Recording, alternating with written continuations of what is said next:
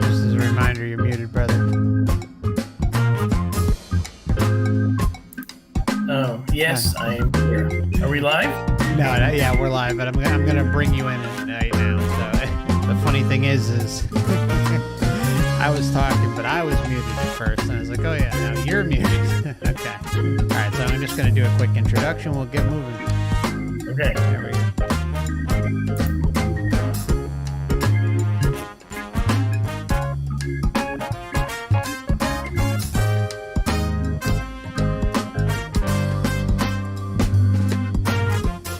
Hello, everybody. Happy Saturday. Happy weekend. Hope you're all doing well.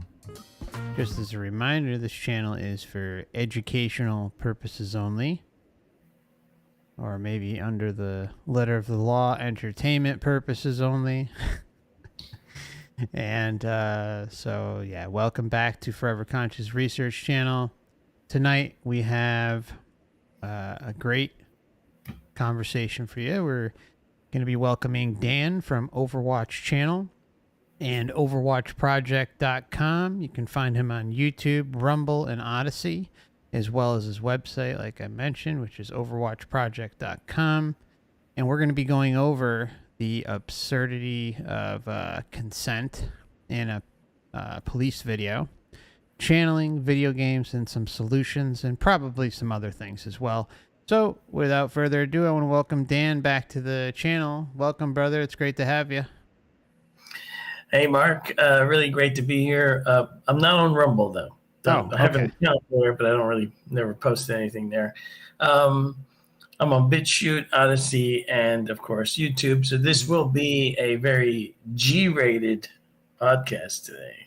Sure. Yeah, and the video you sent is incredible. It's a really interesting one. Yeah, I want to try it because of my background. I want to try to explain, because one of the things I hear on your channel a lot, and I get it too, is this whole thing about consent. Yep. And how could we possibly consent to something like this? And is there actually, free will? And you get this very confusing thing where people try to say we're forced, or we don't have a choice. Mm-hmm. And this video popped up one day, the one I sent you, and it's like, wow, there it is in very earthly terms. I'll try to explain it, the natural law that is in operation in that video also, because that video is very, very deep, very telling. Yeah, I mean, it's a hell of an example. I was happy you sent that to me. Thank you. It makes for a good conversation tonight. And so we were also going to go over channeling and some video games you wanted to talk about, and overall some more solution talk too. Yeah, the whole thing with that video that from Lackluster, which does a lot of police interaction videos. Great channel. I love his channel. And James Freeman, too. He does some really good work. But I really like Lackluster because he breaks down the videos into the most important parts, does a little narration to explain what's going on, and throws in a little bit of the natural rights that are involved in some of these American in the USA here, these police interaction videos. So you want to start with that, or should we start with? I think that would be a great starting point. It packs a big punch, so I think everyone's going to really enjoy this one. So hello, everyone out there. Hope you're well. Good to see you. And yes, hi, everybody. And hello to everyone on Dan's channel as well. We're multi-streaming across a few different platforms tonight. And so, let's get rolling here. Yeah, the stream is healthy, by the way. I'm looking at the stream thing. Okay, great. That's all that matters. So don't have to worry about it now. That's good. Good. Here we go. I got no intention of writing any tickets. I'm going to talk to you back here for a quick second. We'll get you out of here, all right? I'm asking you to get out of the car. I mean, all those questions are really not necessary. You can follow me if you want. I don't want to follow you. It's like you're harassing me. What do you do for work? What do you mean what I do for work? You have the right to say no. You have the right to say yes. I said no. Period. No what? No. Welcome back to the Lackluster channel. On January 12th of 2023, a viewer named Ricky was driving on the 494 when he noticed a police cruiser tailing him. Ricky was followed for nearly 5 miles until he merged onto the 169, and Officer Jack Lowry of the Bloomington Police Department finally pulled him over. Hey man, how's it going? Do you have a driver's license, proof of insurance? Can you pause We just want to stop you. I just saw you on the center lane there for a little bit. Did you pause it? Yep. Yeah. Okay. So before we get too far into this, and especially for listeners that may not live in the United States, and or listeners that do live in the United States but haven't been fully briefed or haven't taken the time to learn about with the Bill of Rights or natural rights or natural law. Just a quick little brief primer here for people, if you don't mind, Mark. You think that's a good idea? Oh, yeah. I think that's a great idea. Okay. I think some people may not know this, and other people may have heard it in the past. And if you don't keep up on this stuff, you kind of like forget about it. But in the USA, we have a Bill of Rights, and then we also have a Constitution. They're actually two separate things. They kind of are docked together, but the Bill of Rights is its own thing. It's an explicit, probably the first time in recorded history that an actual organized crime operation like government has acknowledged this. But basically what it says is that we have these human beings are born, we have sentient beings, and we are born with certain rights because of our level of sentientness. These rights come from nature. Some people can say they come from God, but wherever they come from, they're kind of imprinted into the natural order of things. They're not given to us by other humans. The Bill of Rights is an acknowledgement that there are rights that transcend human law. Yep.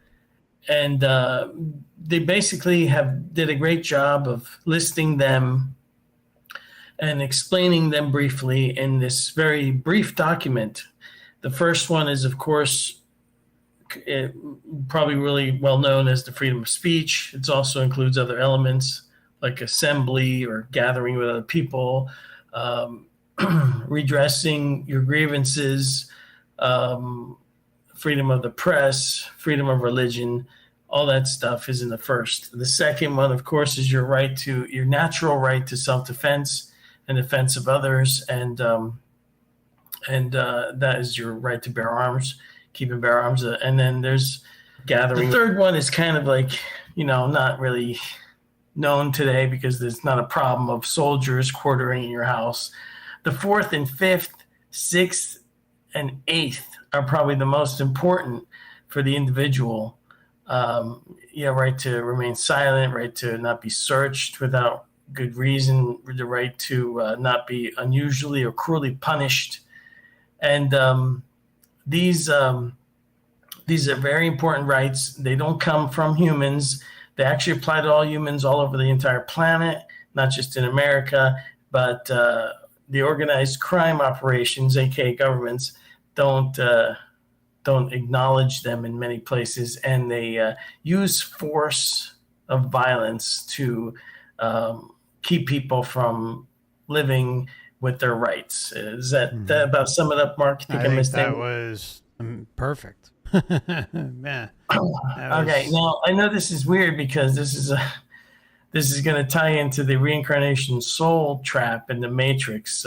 So this is kind of odd that this ties into that, but it would make kind of sense that if these natural rights exist in the physical world, that they also exist in the non-physical or in the afterlife or the astral planes and beyond. They probably are universal rights. What would you say? I'm sorry. Go ahead. Yeah, that's it. What do you think about that? Oh yeah, no, I agree. What would you say to the person who would rightfully so say that, we're just being trampled on and that these things are kind of just, instead of a Bill of Rights, more like a bill of goods? Yeah, the Bill of Rights really has been trampled on. It's currently trampled on in a tremendous way. There's so many violations that take place all over the place, and they've been taking place probably since the 1800s on a massive level. I would say from the mid 1800s, it got ramped up tremendously. And today, if the original people who wrote those documents were around, they probably wouldn't recognize America the way it is right now. And a lot of people are completely oblivious to what actual rights are. They confuse them with desires for services from other people, which in fact is slavery. That's actual slavery. And they get all this utopian talk about what gets promised to them under this some kind of undefined freedom that never materializes and always ends up in tyranny. Anyway, the thing is that in the physical body here, as we are incarnated as human beings, and if you're new to the channel here and you don't know what we're talking about, well, could you sum up the reincarnation soul trap, Mark, like I did with the Bill of Rights, maybe a little primer for what our channels are about? Well, the one thing that I think this video we're about to watch really nails is it shows how easily look, he's saying no, I said no, quote unquote, but at the same time he's giving himself away over and over and over again.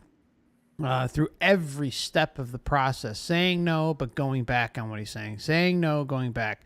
And I think like the perfect way you can kind of compare the soul trap and something like what we're going to watch here and how it compares to our rights, so to say, is that there are a lot of things involved. Of course, like we talk about often, our attachments, those that we care about and love.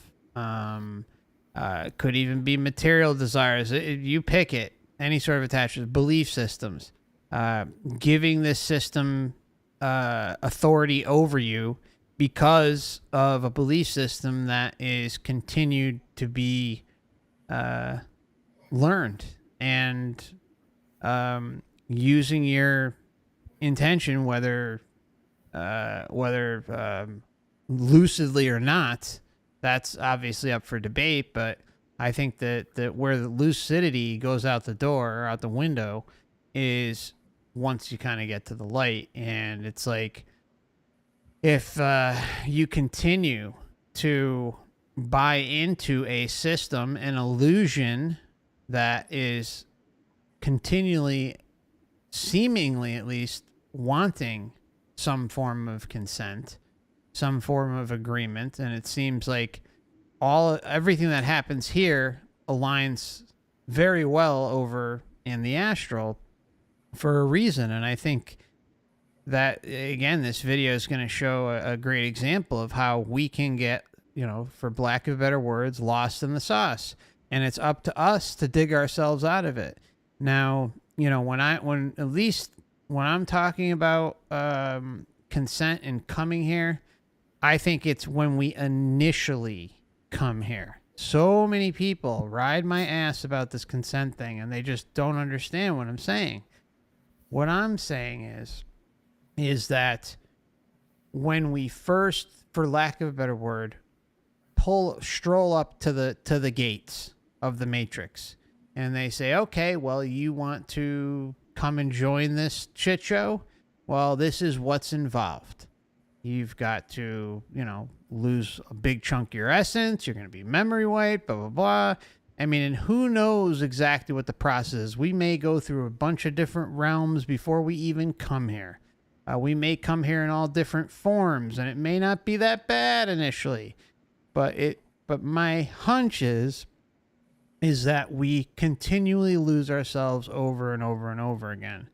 And to the point where either we're going to keep getting lost and stay in that rut, or we're going to have an incarnation where something deep down inside knows something's wrong, right? So it's a matter of getting there. Now, does that mean that we didn't initially consent when we first came here? So mind you, 2, 3, 500, 1,000 lifetimes could have gone by in between the first time that we consented to initially come in here. But what's even more interesting is that the continued and pervasive need that, or at least advertising that the system gives off, that it wants consent, that it's continually asking for consent while we're here, is insane. It's everywhere. It's not just, in a few places here and there. If there's a few places, you could chalk it up and say, okay, yeah, it's just a coincidence or whatever. But no, it's freaking everywhere. And then you have things like what we're going to talk about today, what you were talking about, Dan, like that just kind of further put the icing on the cake that, these are things that are ingrained or purposeful rights, I guess. They're something everyone is accustomed to or supposed to have. Now, whether that's violated or not while here, that's a whole nother story, because you have free wills battling other free wills. I mean, and that's the other thing people aren't taking into consideration. We all have some semblance of free will. I mean, look, it's limited. I know we can debate about free will all day, but I mean, the whole thing with that is like, okay, we all agree to come into a system. We all have free will. We all come into a meat suit that's limited and purposely governed down to a point where it's very difficult to get out. But at the same time, we're battling other people's free will. I mean, there's just so many moving parts to all this. And it's just like some of this stuff just flies out the window. And it's like, it's just like people... Some people out there just don't get it, and it's like they'd rather, instead of talk about it, they'd rather go on the attack mode. So, right. But that's on them. I'm past the point of caring. I don't know about you. I just don't care anymore. But but I'll talk about it. I'll talk about it civilly. I'm not going to get into arguments about it though either. No, right. So, in case anybody is really cold, brand new to this, and wondering what the hell we're talking about, just as a quick. Brief intro for you. Me and Mark and others, a few others, and many of our subscribers here have done a tremendous amount of research and gone deep dive into basically cosmology of our existence. And if you are, maybe you follow a religion, or maybe you are a materialist atheist out there, I'm going to propose to you that, both those philosophies, generally just about every religion, every kind of cultish groupthink, New Age, that your systems, your cosmologies, which is basically your model of the universe and reality and the meaning of life that you guys out there may subscribe to, that I just want you to consider that you're all wrong about these things. Reincarnation is a thing. It does not appear to be for any particular learning purpose. The earth realm here, this particular reality that we incarnate into as human beings, is not for our benefit. It may have some benefit, very similar to if you go to a prison and they call it the School of Hard Knocks. But in fact, there's really nothing here that will benefit you. It is to benefit the makers of this particular incarnation farm. And, if you ever want to read like Robert Monroe's books, especially the middle one, Far Journeys, where he talks about witnessing the creation of basically Earth as a garden to produce something called Loosh, which is something that may be an energy produced by chaos, love and hate and anger and confusion. And pretty much human beings are, our consciousness is reduced to such a pathetic level when we incarnate as human beings that we forget who we are, and we live our lives here and then recycle back down here, almost like an addiction. And while we're here in the physical form, while we have these same natural rights, which somehow made it into the Bill of Rights, a literal government document, which is still astonishing to me. Same. These natural rights in the human form are very precarious and trampled on by our own other fellow human beings that we incarnate here with, because our bodies and our consciousness is severely limited, and we are subject to pain, aging, death, weakness, illness. We can be hurt, killed here, and we don't have a clear memory of our afterlife existence. So we are born with a fear of death. Everything here is ruled by fear and the threat or actual use of violence. And that is why when we exercise our rights here, we're very more limited. As Mark pointed out, we all are using our free will. Some of us are using that free will to trample on the rights of others, while others are exercising them to use their rights. And some people just submit like sheeple, and they get trampled on willingly. And many do. Yeah, many do. And then when you die, if you carry this baggage over into the other side, into the afterlife, and if you are not aware, and if you don't have the proper mindset, the kind of aggressive, I'm in control, and you're not limited to the physical body anymore, then you can be free of here. It's really a solution podcast tonight. You can be free of here because you are not subject to these physical limitations out of the body. And you, and all human beings, once they pass on and their consciousness is released from being in the human form, we can all choose to leave here. And really, all of these things that used to make us afraid here no longer have to make us afraid on that side. And that's the trick. Right. That is the trick, to get us to come back here or to submit or to be in fear. And if you die as a religious person with a religion that has told you you're nothing but a sheep, you're a sinner, you're corrupted, you need salvation, or if you die as a materialist atheist and you suddenly find yourself still alive after your body's dead, you're going to be rather confused, and all those different types of programming and basically baggage that we carry over into the afterlife make it easy for you to be manipulated and controlled and scared, and then you will submit. And that's the difference between the interaction in this video here from Lackluster and what ends up revealing the interaction here between what you could call the Archon agent, which is the police officer in this video, and the individual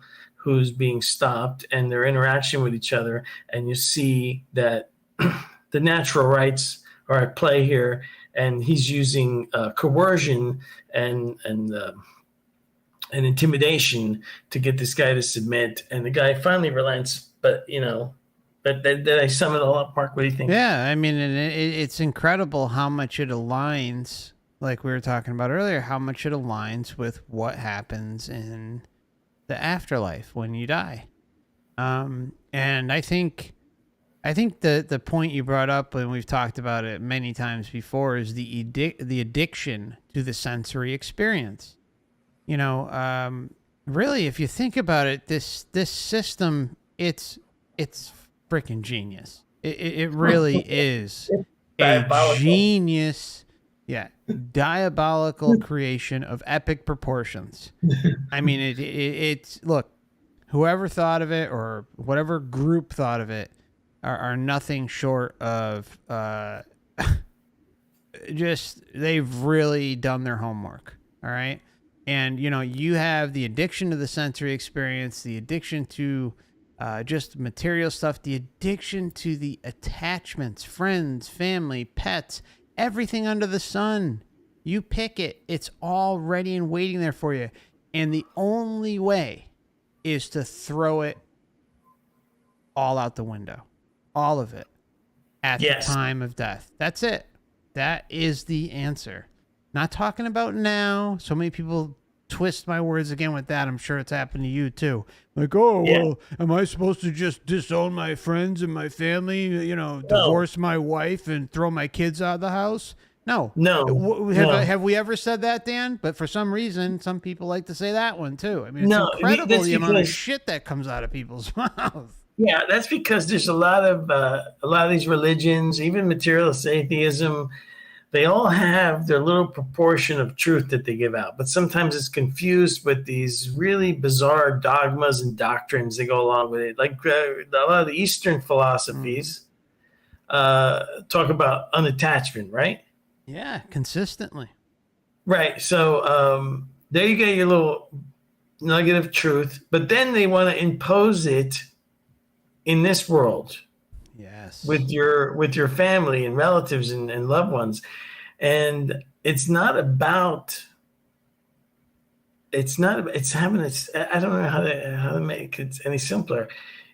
While you're here, we're only here for a very short time. Even if you try to live as long as possible, it's really a very short time in the scope of being an immortal being. And then so try to live positively, try to learn as much as possible. The thing is, I'm still learning every day.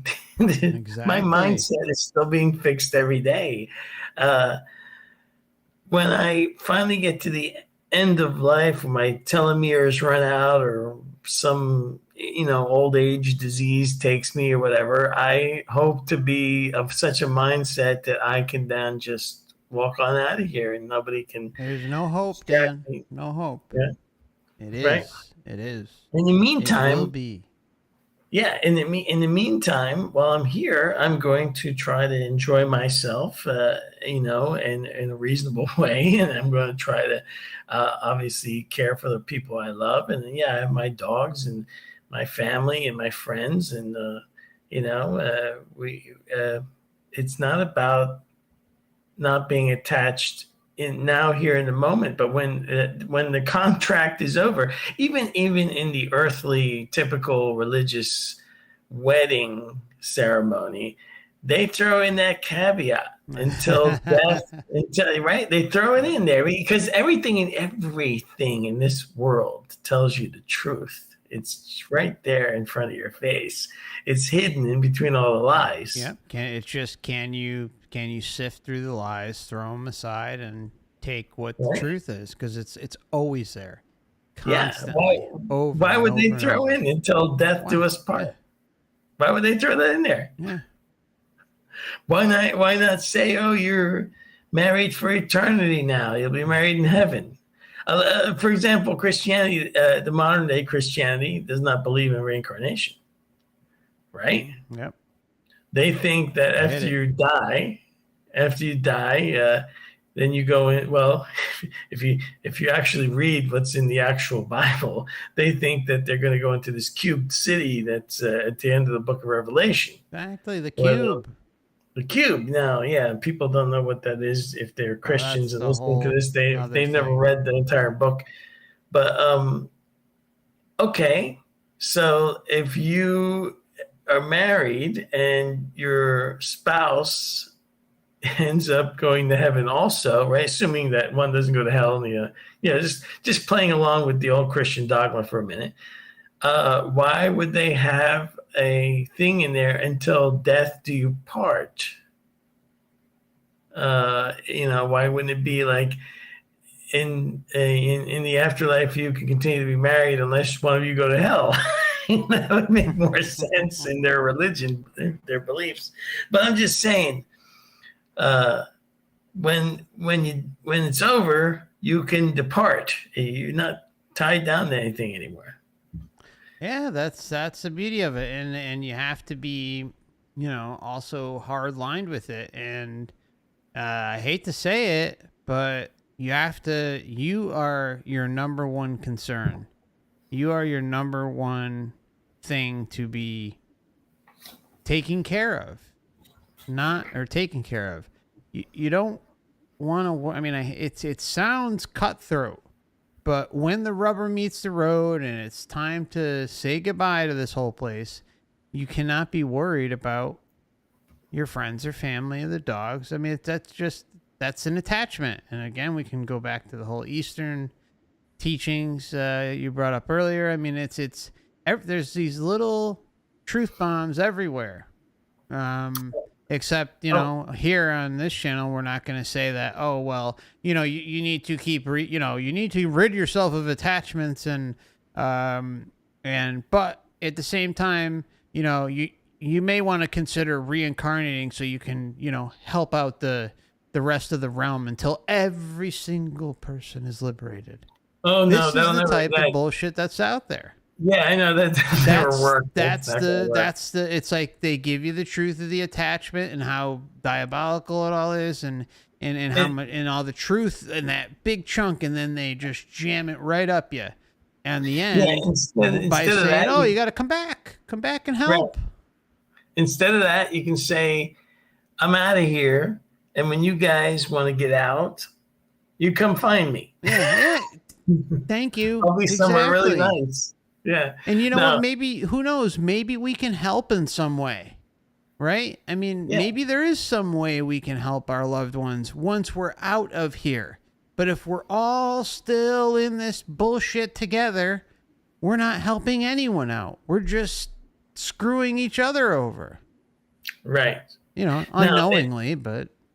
Now, in this video, so people can get an idea of what's going on here, especially people who aren't in the United States. In America, Fourth Amendment has the right for you to be secure in your person and effects. And so if you're not suspected of an actual crime, of actually committing a crime, then you cannot be searched.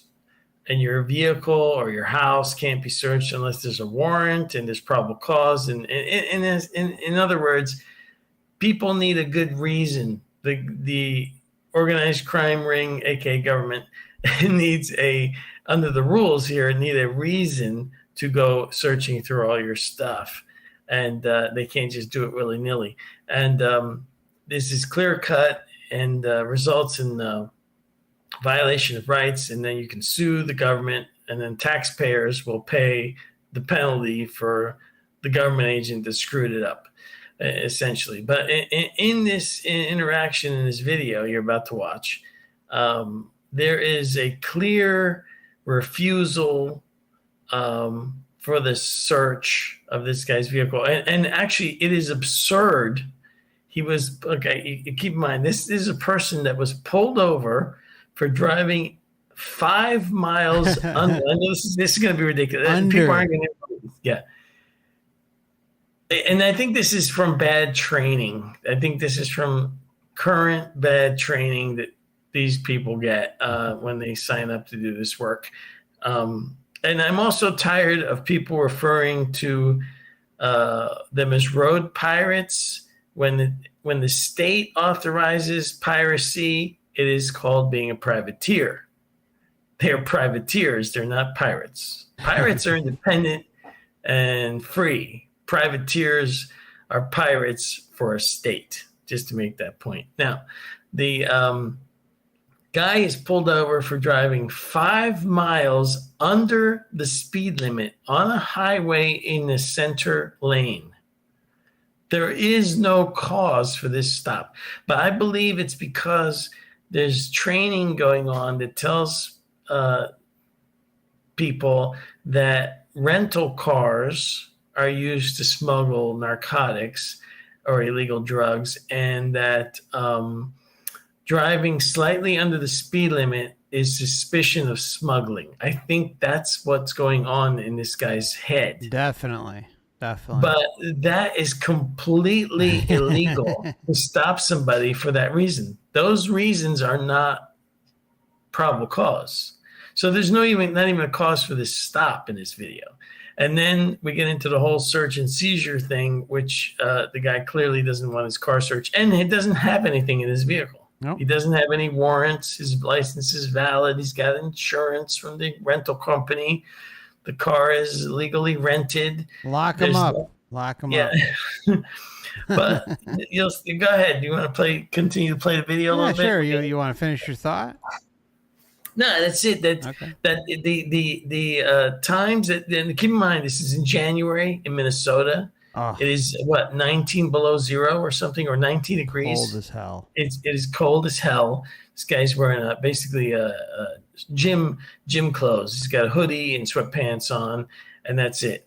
Yeah. And the cop is intentionally keeping him in the cold, hoping to wear him down.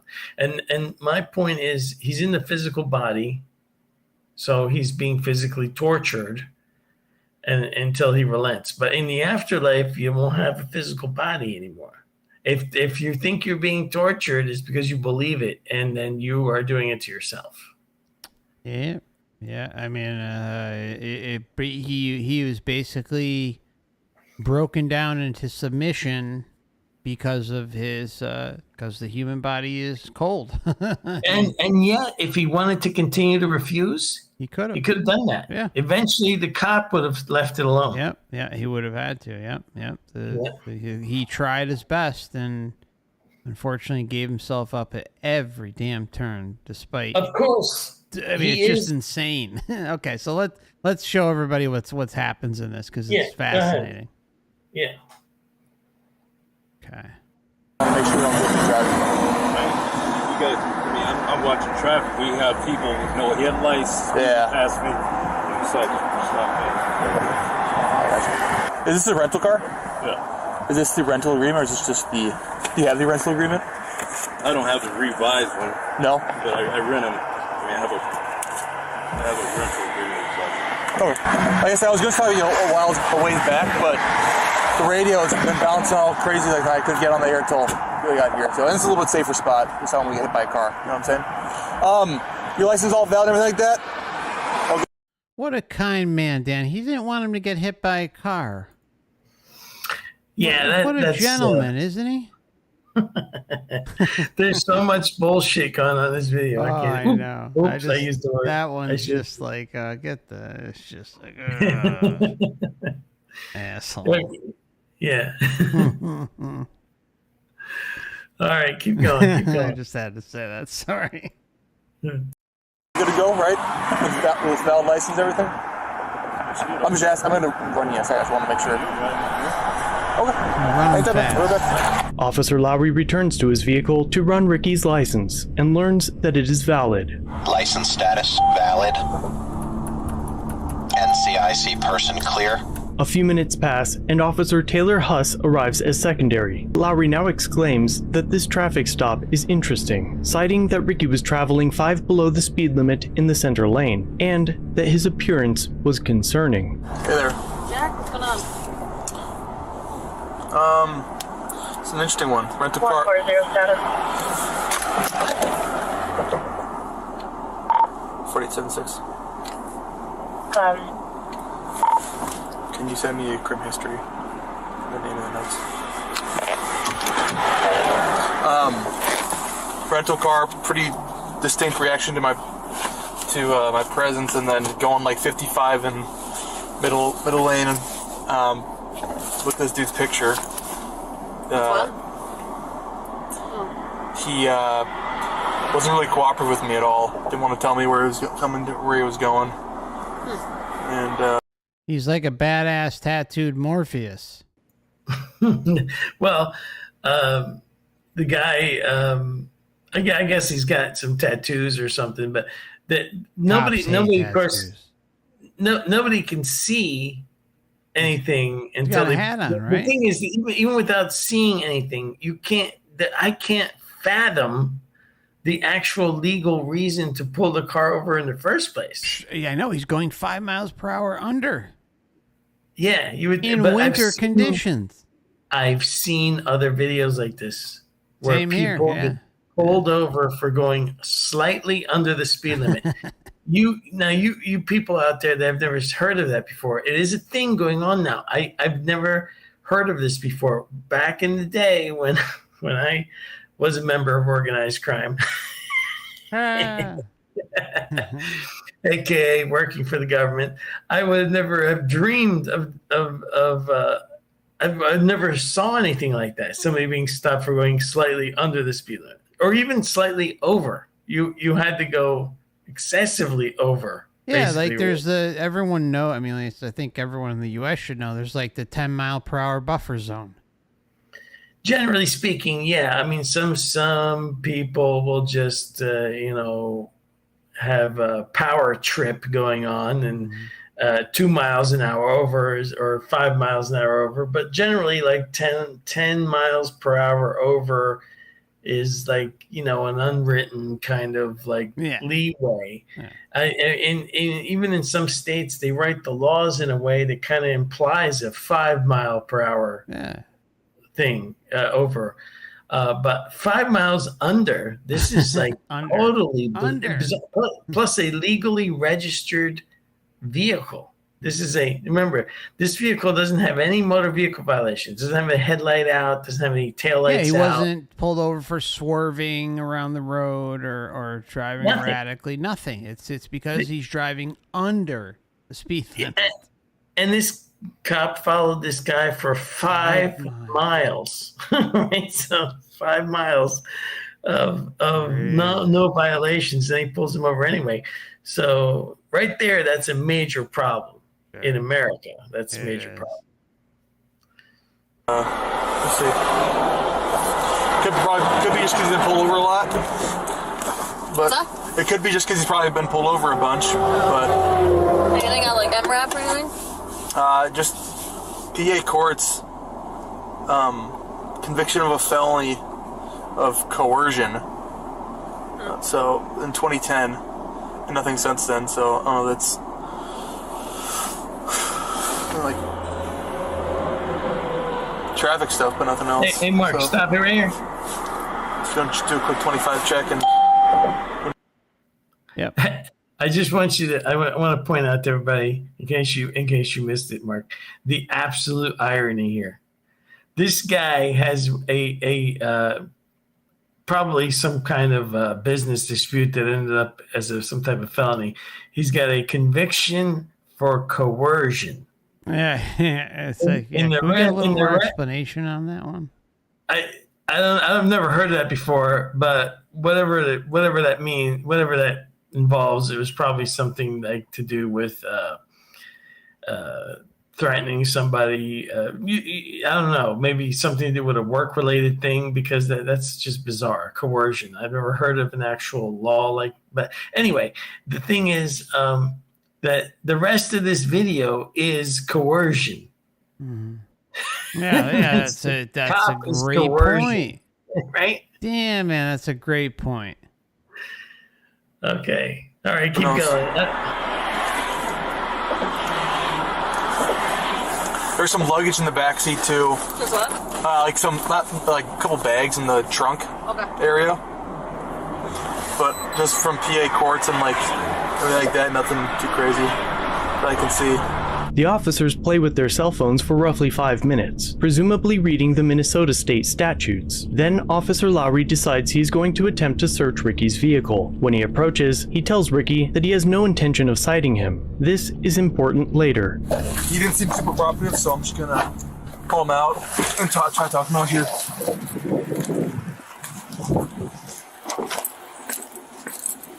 I'm gonna go this way.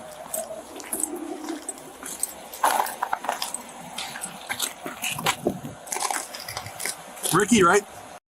All right, before he goes here, can we just rewind just a little bit? Like as he's walking towards it. Look at the roads.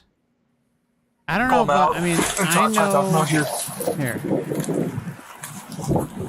Well, maybe they're not so bad. I thought they were worse. But but still, I mean, 5 miles per hour under, like in slippery conditions, is understandable. I mean, who knows what the conditions were? I mean, they do look pretty good considering. But you're also driving at night, and I'm when I used to live up in the north,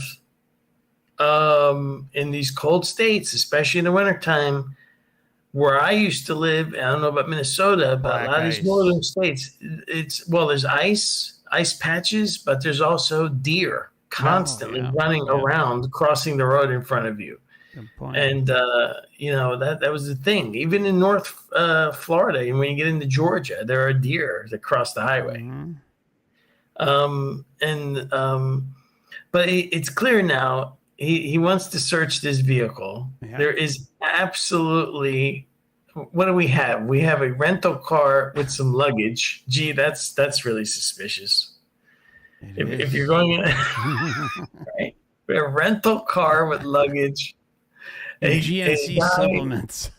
Yeah, a guy that isn't speeding.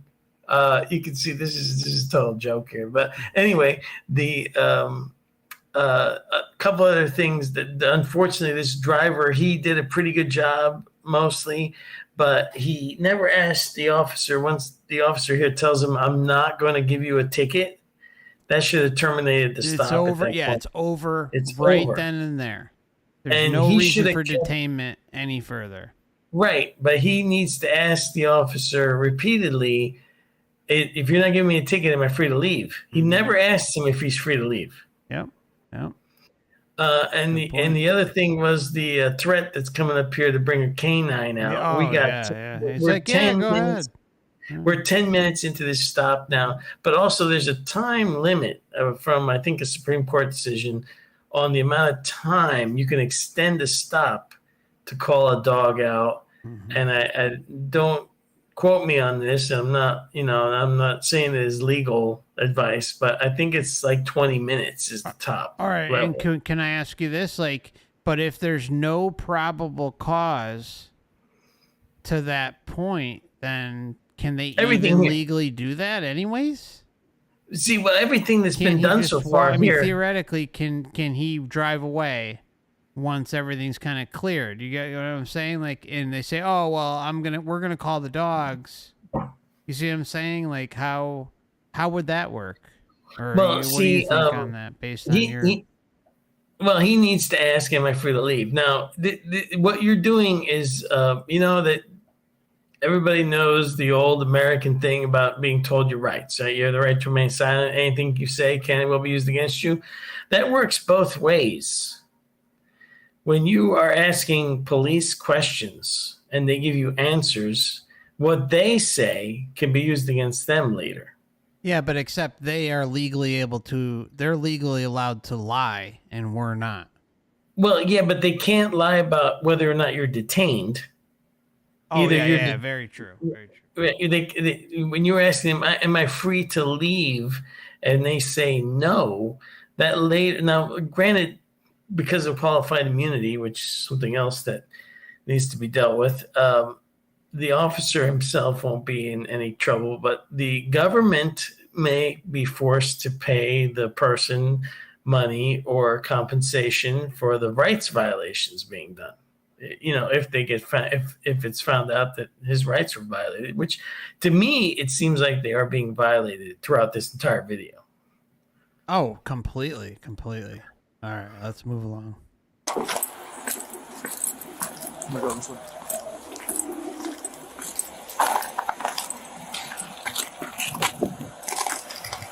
Ricky, right?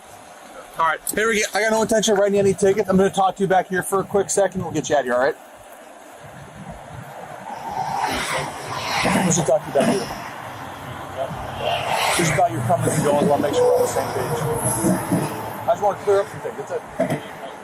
I'm asking you to get out of the car. Well, the thing is, I don't really need a reason. No, I don't. I'm bench 363. Like I said, man, I'm just trying to clear up some things. You're coming and going, but you don't want to talk to me. I'm trying to talk to you man to man. All right. So I just want to talk to you back here, back to your car. I'll get you all the information in a second, man. 363. Officer Lowry. I know, man. I'm not going to try to keep you up there any longer than I have to. Do me a favor, can you just come around the front here? Thank you, that'd be great. Ricky exits his vehicle and is told to stand in one of the most dangerous spots you can be on a highway, between two vehicles, not to mention without a coat at midnight in January in Minnesota. Hey, I thought the cop was worried about his safety. What happened to that? Yeah. Well, there's so many things. First of all, unfortunately, words are very important in these moments. Exact words are very, very important. I'm asking you to, and I'm ordering you to, are two different things. Yes. Okay. Yeah, great point. Great point. Now, when somebody has the delusion of authority over other human beings, and they believe they have rights that other human beings don't have, aka government people, they may say something like, I'm asking you to, or I would like you to. And you need to be very clear and clarify that, because later that comes back on them. Are you asking me or are you ordering me? Yeah. People need to ask those questions. Wordage is so important. And also, if I don't want to, am I being threatened with arrest if I don't obey? Yeah. And the question, am I being detained? Am I being detained? Can I leave? Yeah. I want to leave now. Am I free to leave? Yeah. Those are very important questions, because you're technically, I mean, this entire stop is, I cannot believe what I'm watching here. Crazy. But, yeah, I know it's cold out here. You might feel the need to put your hands in your pockets. I'll either ask you to put your hands out of your pockets, or I can either pat you down for your safety. Pat me down, whatever you want. Okay. So the reason why I'm trying to talk to you out here is because when I tried talking to you the first time, you didn't seem super. Like I tried asking you where you're coming and going, You said you're headed where? Back home? I'm going home. And is home in Egan? No, I have a house over here, man.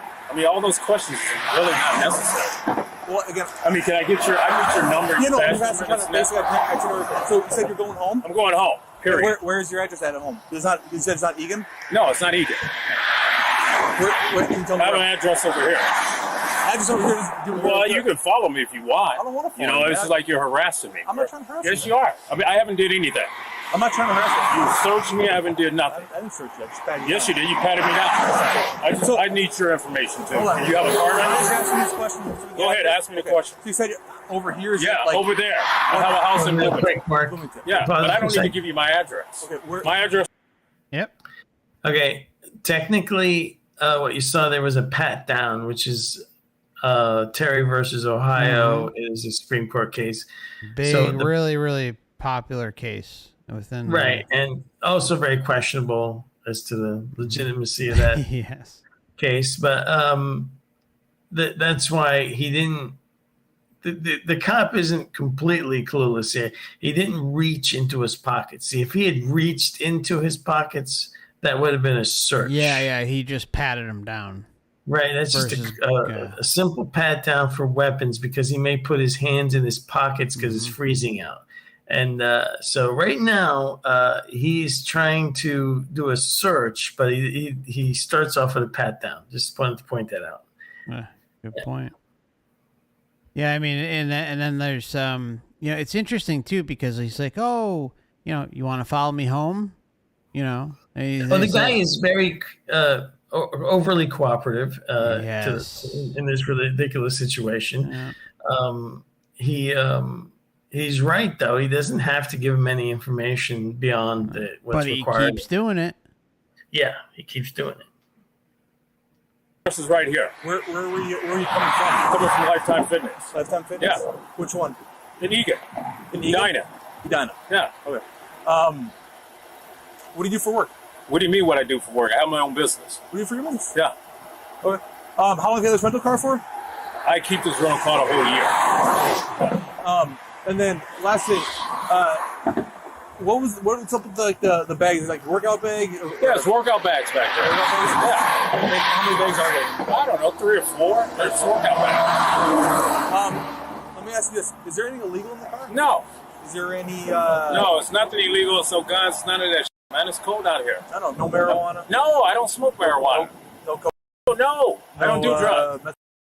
Dude, I do not do drugs. What's your name? I'm Officer Larry. Officer Larry. I'm not sure why you're harassing me. I'm not trying to harass you. Yes, you are. Where's the one? You have me in the fucking cold. Can I try to haven't explain- did anything. Can I try to explain to you my reasonable suspicion? You can, Try to explain everything to you okay, right now? but I'm just Okay. saying, what's the You reason? haven't really been super cooperative with me, man. I understand people don't like to I all have the your, time. you got my Hold on, license, let me- man. let It's me cold talk. as fuck You have outside. it back. You have it back. It's cold The reason why I'm outside. asking you these things is I want to confirm or dispel any possible suspicions that I may have. Okay. Outside. You haven't been super talkative with me. I'll have my Like I said. attorney contact you about it. Okay, you haven't been super cooperative with me, all that stuff.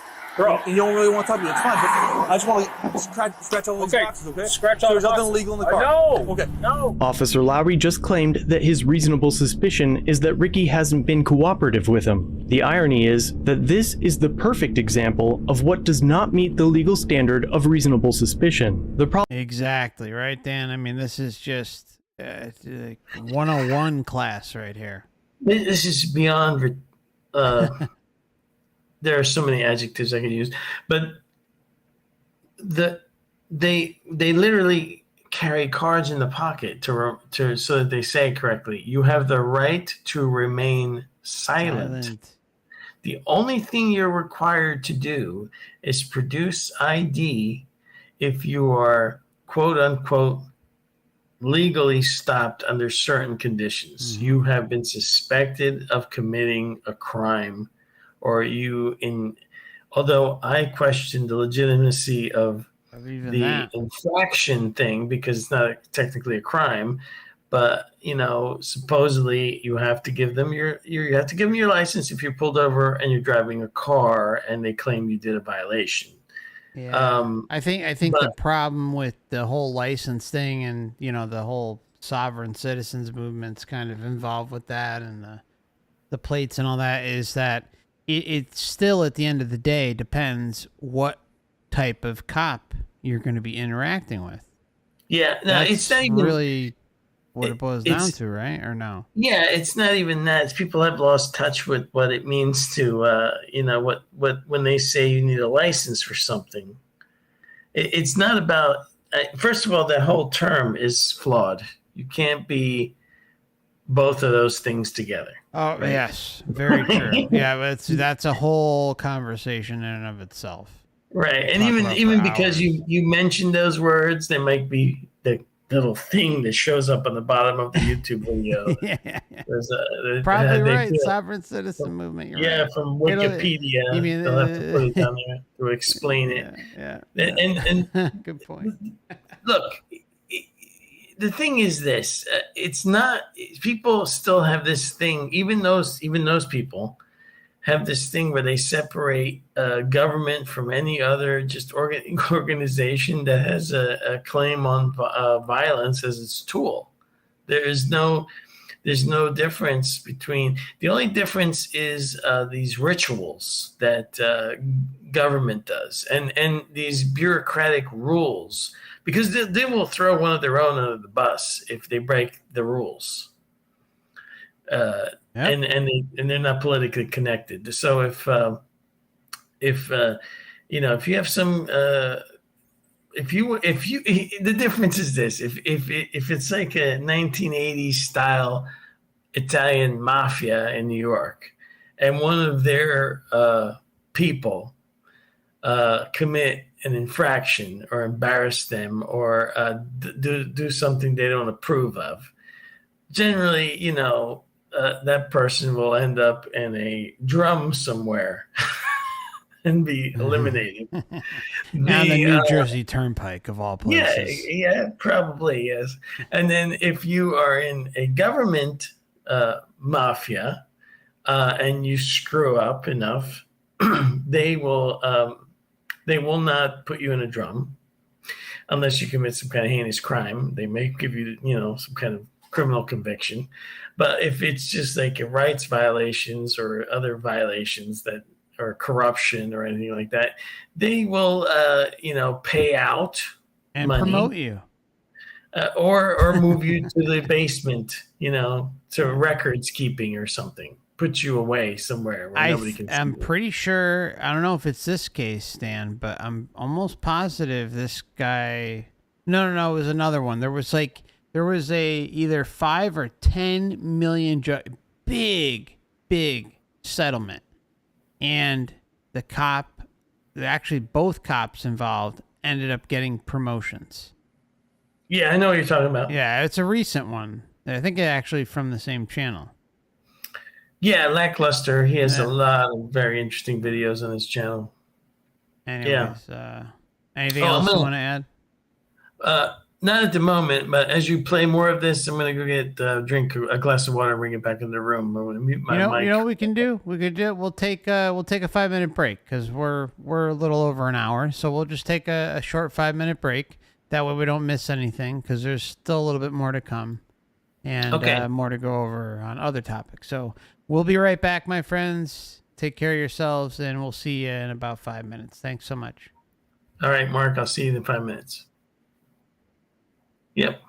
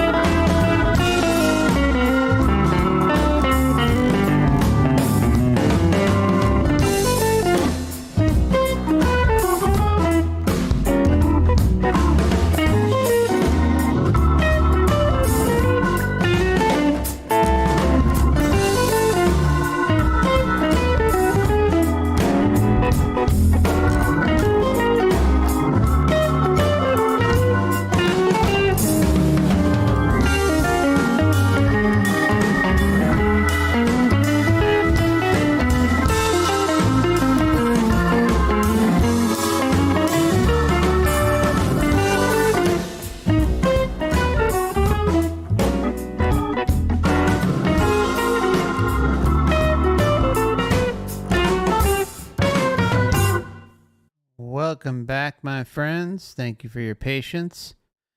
And before we continue, I just want to send out a reminder that the monthly members live stream for this month will be Sunday, April 30th at 7 p.m. Eastern Standard Time. And that will be available both on Odysee and YouTube. And don't forget to check out the description tab for links to Dan's channels. He's available on YouTube, Odysee, and he also has a website, OverWatchProject.com, and Twitter and a few other sites as well. So feel free to check that out and get some added information. And there will also be a members Discord group voice chat coming either possibly this weekend or next weekend. I'm not sure yet, but it'll be announced in the members community tab on Odysee and Rumble, and I'm sorry, Odysee and YouTube, as well as the members Discord server. So keep an eye out for that. Okay, Dan, we are back. How you doing over there? I'm back. All set. And just as a reminder, this channel is for educational or for legal purposes, entertainment purposes only, and whatever floats your boat. And we're going to get back into this video and try and finish it off. It really starts to heat up. Problem is, not answering questions isn't unlawful. In fact, it's a protected civil right. And now finally, after extending the traffic stop by at least 10 minutes, with his ridiculous investigation, the officer asks for consent to search the vehicle. You have the right to say no, you have the right to say yes. I said no. Period. No what? No, nothing. Dude, I want to. It's cold out here, and you have me out here for no reason. You don't have proper car. No, you don't. You keep cutting me off, man. Okay, let's get to this one here. My intention right now is I want to search your car to confirm or dispel any suspicion. What are you searching my car? I'm telling you, no, you can't search my car. Okay, that's fine. What I'm going to do right now is I'm going to call my K9, see if there's going to alert me. That's fine if that's what you want to do, but you're doing it for no reason. You don't have nothing in the car. Ricky has now refused consent 4 times, but the officer threatens to call a K9 to the scene to run a free air sniff. The problem is that the original purpose for the stop ended when the officer told Ricky that he wasn't going to cite him. Hey Ricky, I got no intention of writing any ticket. And now the officer lacks any further reason to keep Ricky detained. A nearly identical situation was heard by the Supreme Court in 2015, which ruled this type of detention unconstitutional and a violation of the Fourth Amendment's prohibition against unreasonable searches and seizures. In this case, it is also possible that the officer asked Ricky to exit his vehicle to expose him to the frigid temperatures, in hopes that the weather would coerce Ricky into consenting to having his vehicle searched. In fact, if that was his plan, it worked. Now fed up with being detained for nearly 20 minutes because he drove within the speed limit in the center lane of a 2-lane road. And hey, look at his picture. Standing in 19-degree weather in a hoodie, Ricky finally caves and reluctantly tells the officer to just get it over with. Okay. Nothing. You have the right now. You can hang out right here on the bumper of my car. Yep. Okay, now, all those NDEs and pre-birth memories and all the other stuff that you've analyzed in incredible detail, all the stuff you've gone over with Wayne Bush, is this not all the pulling every trick out of the bag here, right? Yeah, it's laying out everything. This is exactly what people claim, that, oh, there's no evidence for free will or that you need consent. This is all about consent. This guy is very good. This guy is pretty good about standing up for his rights, but he doesn't exactly know the nuanced, He doesn't know he can walk away. He doesn't understand how he can exert his power. More precisely, and therefore he's just he doesn't ever ask this cop once if he's free to leave. Yeah, I can't believe that because he seems to know his rights. Yeah, it's so weird. You made a great point there. It's like he knows the right questions to ask, but at the same time, it's like he's failing where it really counts. Yeah, occasionally. I mean, it's not really his fault. I mean, who prepares for it? But that's the difference. nobody prepares for this in general. True, just like true. nobody prepares for what is going to happen after you die here. People think they prepare. They prepare with their religious beliefs, or they prepare themselves to expect nothing if they're materialists, and then they're not prepared for an interaction like similar to this one, where you confronted with some. This is the car stop is the distraction people get in the afterlife when they get stopped. Yes. Yep. They're pulled over at the tunnel. Right. They're pulled over at the, there's the light. You talk about that. There's a light pulls you over. The lights pull you over in a car stop. The lights pull you over in the afterlife. You're greeted with different people, meet different entities. They can shapeshift and form into whatever they think will work for you, whatever they think you'll respond to as an authority figure. Exactly. And then the manipulation begins. The coercion begins, but at the same time, you can say no, and then you can exert your, if this guy only said a few extra things, he could have probably drove away at some point here. Yep. Yeah, for sure. Which he does end up driving away after his vehicle's ransacked, but which is ridiculous that the amount of times that they can leave something in the car and say, "Oh, what's this? Where did this come from?" Luckily that wasn't the camera. involved. Thank God, right? The camera doesn't conveniently shut off, and then all of a sudden something's found. That happens. Yep. Are you wait in the back of my car with the windows down, with the door open, wherever you want? Dude, wherever you feel more comfortable with. Search the car if that's going to make you happy. I don't care. Can we just get on with this? Yes, we can. And I don't want you to feel like You're very harassing. Search the car. I have nothing in the car. Hold on. If you're going to give me consent to search your car now, I want to make sure I'm not trying to coerce you into it. I want All you to know I'm saying, it's cold out here. I don't want to be in the car. I can get in the car. Okay. You have no reason to detain me. Okay, so so we're on the same page. You're saying that I have the right to search your car. Yeah, but you have no reason to detain me because I haven't did anything. Okay. You have me in the cold. That's what I'm trying to say to you. Ricky, you keep cutting me off. It's going to just keep taking this longer. You have the right to take away your consent anytime. If you don't want me to do it, you don't have to. I just said yes.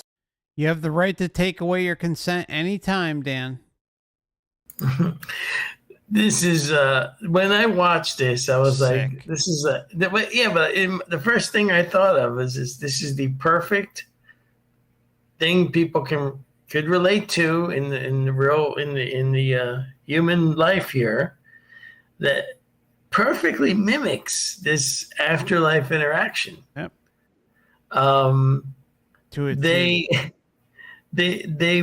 They wear you down. They distract you. There's a lot of distraction going on in this video. There's a lot of repetition, distraction, lying. There's lots of lying going on here. Isn't this all the things you describe in all those in a lot of these NDEs? Lying, it's the same distraction. playbook. The same exact playbook, right? This cop is operating within even though he's violating it, but at the same time, there's no violence here per se. It's the threat of violence, but there's no violence. There is he does have an understanding of natural rights. This cop does. He just wants to twist it in such a way that he's going to get what he wants.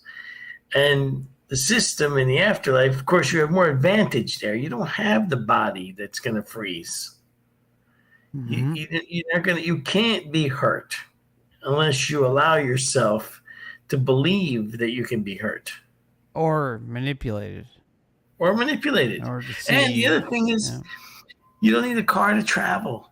Travel in the afterlife is instantaneous based on your intentions and attention. That's why they have to distract you and get your attention focused on them so you don't leave. Yeah.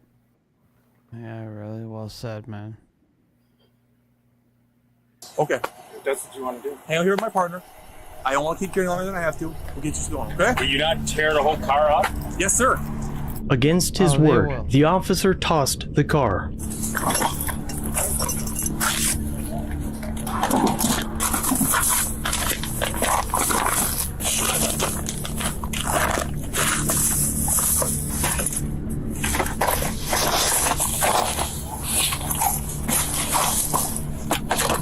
After finding nothing but nutritional supplements and chewing gum, Officer 'em Lowry up. returns. All right, we're just about done here, man. Last question. The like the bag of pills, or whatever it is. Like I was in the I think it was Vitamins? your bag. Yeah, What kind vitamins. of? Do you know what kind of? What, like, No, I brand don't. name You they can are? take them if you want. I don't I don't care. want to. I just want to know. You know, like the brand name. I don't for know. it? Now, I mean, Dan, I gotta ask this. When I heard him say, "Oh, you can take him if you want," I mean, that seems like just playing with fire. I mean, if you get a corrupt cop or a corrupt group of cops, they can take those and say, "Oh, well, you know, they weren't GNC supplements; they were whatever," you know, and end up getting framed for something that you didn't even have. Right. I mean, This- that was like wow to me. Right. You if anybody, if I were to, I mean, I can't speak for other people. I mean, you do what you want out there in the world when you run into these so-called authority figures. But for me, it's all about very precise communication. If I say I don't consent, then I don't consent, period. Mm-hmm. If they repeat the request, at that point, I'm going to, say, look, now I told you I don't consent. Now you're just violating my rights. You have to just politely but firmly stand up for your rights. I mean, that's the way I see it. You don't surrender anything. This guy shouldn't have even been allowed in his car. There's no probable cause to go into that car. There is zero. There's nothing in plain view that's criminal. The vehicle is not illegal. The driver is not unlicensed. He wasn't doing, even if he was speeding, that does not give you the right to search the car. Yeah, they're two totally different things. An infraction or a ticket, whatever the hell you want to call it, versus like almost like a full-on investigation, I guess. This is this is just a thing because I believe that they are now training them to do this. This is about a bigger thing that we can't talk about on the channel. Yes, yeah, let's be careful of that one. But this is about something much bigger than that's going on in the world. So. All right. Yeah. You know the name of them? No. What kind of vitamins are they? There's vitamins. Just random vitamins? Yeah, there's vitamins. Like, can you help me understand what kind of They're vitamins? just vitamin C as far as I know. Vitamin C capsules? Yeah. Like I told you, it's nothing illegal. Well, like I said, man, I'd show them.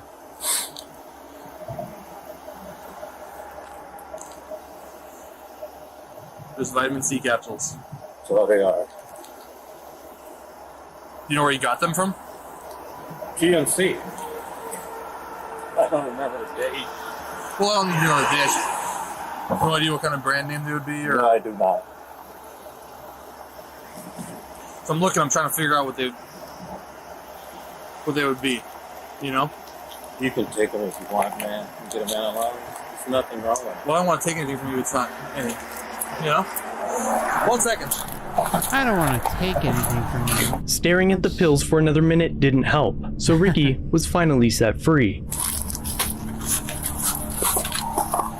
I love his commentaries. All right, I'm Cold not going to and worry about funny. it. I could be a fool. It could be something, Oh. or they could be good vitamins. So. Anything you want to add? No, I think Lackluster does a great Yeah, job. for sure. These little it's like humorous sarcasm because Yeah. a lot of his videos shows absolute clown world. Absolute clown world. You can only make fun of this shit because, you know, what else can you do? Yeah, I mean, that's true, man. I don't want to violate all your rights, but I'm going to No, violate I all your wouldn't rights. do that. I want to take your I GNC don't- supplements back to the station and taint them with something illegal. No. I don't want to coerce you, but if I make you stand out here in the cold long enough, it's just ridiculous. That's sick. You got a card on you? I do. Thank you. Do you want me to try to explain it to you anymore right now?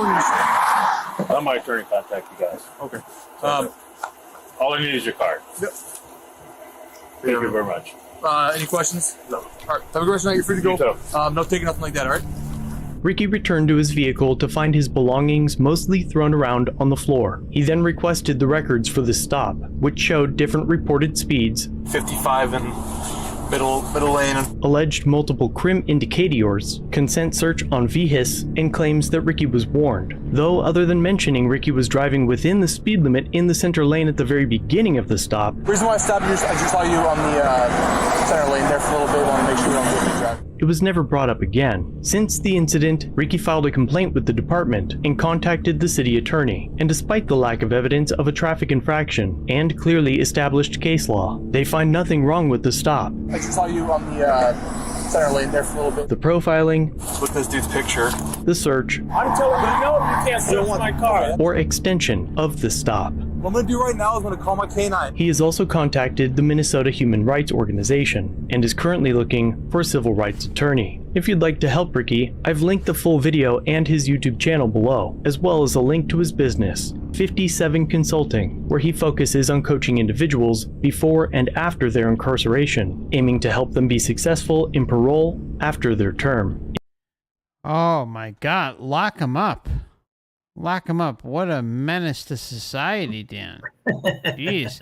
Trying to actually do good in the world? Get him behind bars immediately. Oh yes, I think the whole thing is very ironic. So he's It's trying to help insane. people that basically, if you think of Earth, the Earth realm as like a prison planet, Matrix, reincarnation, soul trap, then it would stand to reason that when you do get out of here, there might be a detox center that you might have to go to, right? Yeah, well, they talk about openly how there's these, you can kind of go to your own utopia realm and be left alone if you want to, or join your soul group, whatever the case may be. I mean, that's something that pops up constantly. So, yeah, I mean, Right. they'll rub your shoulders and give you a nice massage and give you say everything that's right, but meanwhile they're stabbing you in the back every step of the way. Well, just keeping you in the system, which Yeah. is exactly That's all they care about. Everything here kind of mirrors what goes on there. Yeah. Well said. Is that the end of the video? We Let's got see. about maybe I- a couple more I minutes. think he goes into like his credits and his stuff. Then, okay. but basically, I believe that if he gets a really good attorney, he'll probably get a payout. Yeah, a nice settlement to make it go Yeah, away. yeah. The taxpayers will pay for it. Of see. course, that's who pays every time. That's why they don't care. Which I need to clarify that. What I mean by taxpayers is extortion Yeah, the victims. extortion The victims. extortion victims will pay for what the mob did to this guy. Well said. Yes, thank you Yeah. for the clarification. And, I mean, it's not. Again, there's parallels in the organized crime community. Maybe Tony got whacked, but he shouldn't have got whacked. So the crime boss takes some money out of the coffers and gives it to his widow. Yeah. Gonna make an offer you can't refuse. Hey, yo. Exactly. You want a fresh one? Exactly. All right. So I don't know. I'll play like a few minutes, like a few seconds, and see where this goes. But I think you're right. It kind of ends here. If you head over to his platforms, All right. Yeah. Okay. That's all we need to see. So yeah. Shout out to I'm sorry. What was the channel's name again? Lackluster. Lackluster. I always forget. Yeah, definitely. If you haven't subscribed, subscribe. He's got some great content. If you want to see content so you can get the proper mindset about your rights, that is definitely the channel that you want to watch. That one, and I tell you, there's been a lot of excitement on the James Freeman channel. He has been battling the insanity over there in New Mexico, and he's got quite a good victory that happened over there. Again, on a subject that we cannot mention. Is that okay? Yes, yeah. Is that the same guy? Correct me if I'm wrong, because I think I may be thinking of another guy. Is that the same guy who went to City Hall to pay a ticket and brought all pennies? He may have done that at one time. That is the funniest shit ever. The video I saw yesterday he had on there was he went to they apparently had this thing where a court clerk quit after, I guess, maybe interacting with Freeman and possibly making a fool of herself on the YouTube channel over there. And then she quit, and then there was an opening for court clerk, and he literally went into the court clerk's office to apply for the job. But he says, "Is this where I apply to work in organized crime?" Oh, that's beautiful. That's beautiful. Oh man, I'm almost positive it was him with the pennies.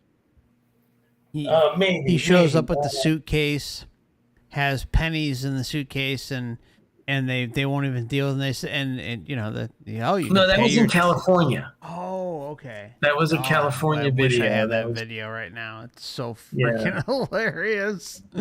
Oh my god, genius too, man. Genius. Yeah, I mean, there's been other videos like that, and I know there was one from.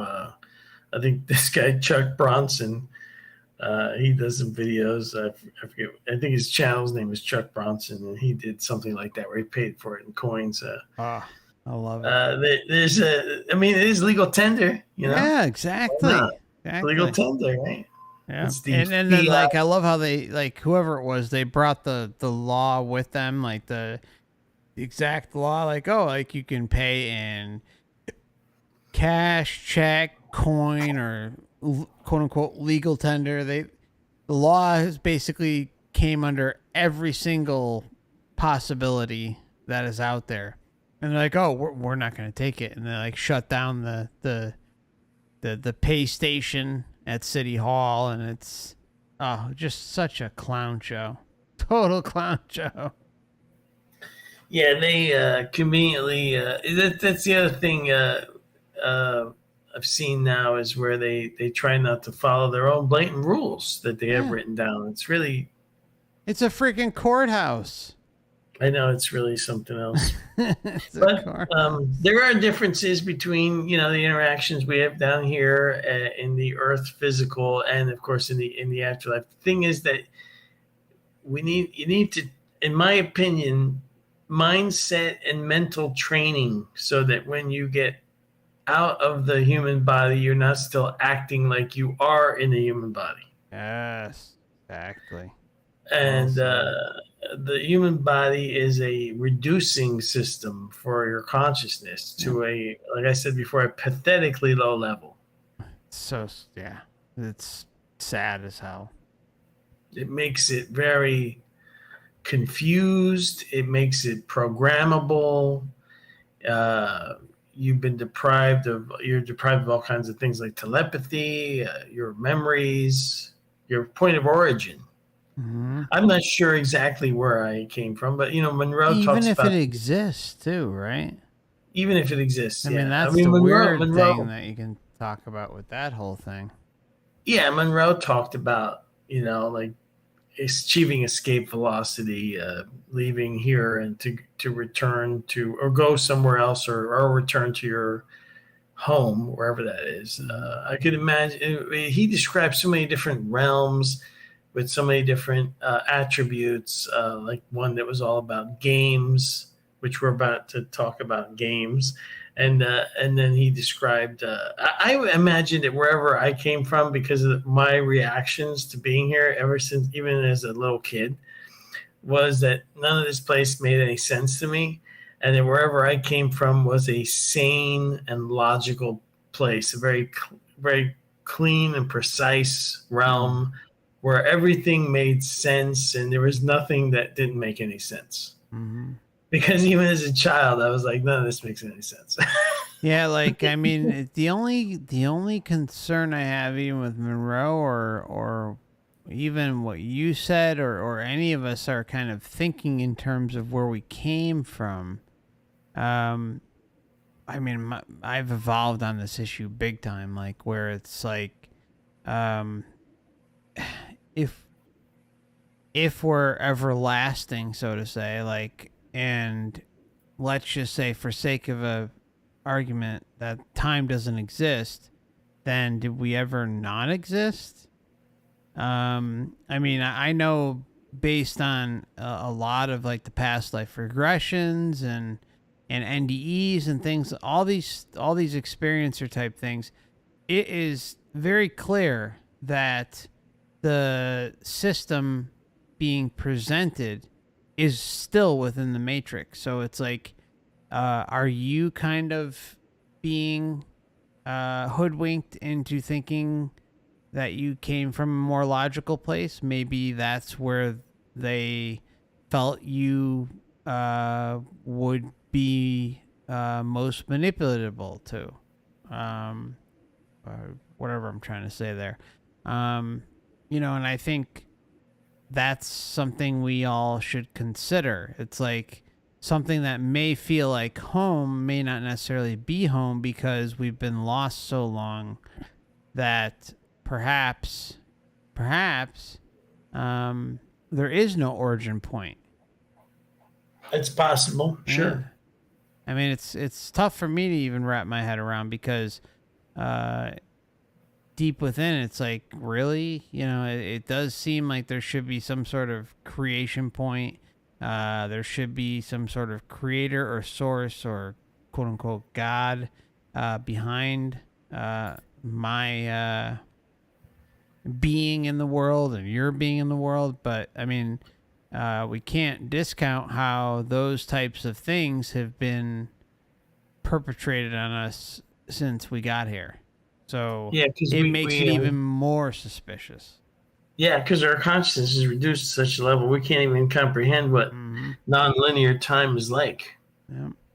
We hear people say all the time that time works differently in the afterlife. It doesn't flow like it does here.